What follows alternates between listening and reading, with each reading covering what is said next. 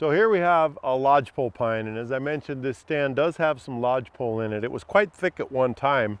The Forest Service thinned much of it out, but they did leave behind lodgepole, and some of these lodgepole have been succumbing to mortality from a variety of causes, and we're going to look at some of them.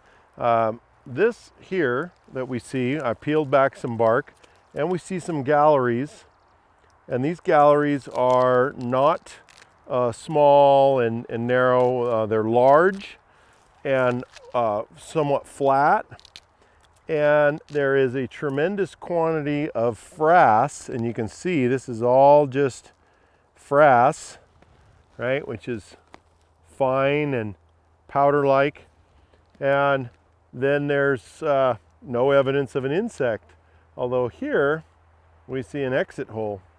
So what would you guys say if this were the quiz and I said, name the pathogen responsible for the galleries? What would you say?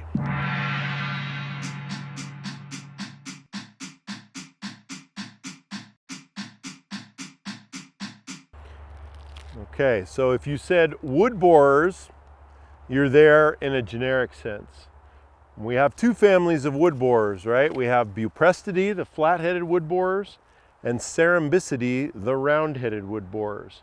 They are tough to separate definitively based on galleries alone, but because we have that fine frass packed into the gallery, we're going to call these Buprestids, flat-headed wood borers, and or the metallic wood borers.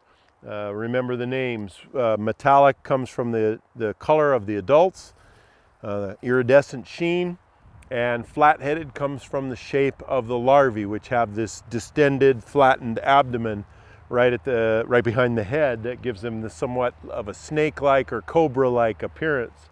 So I'm going to say these are flat-headed wood borers, and they got in this tree after it was killed. Now, we know that the wood borers here in Central Oregon are largely not killing live trees.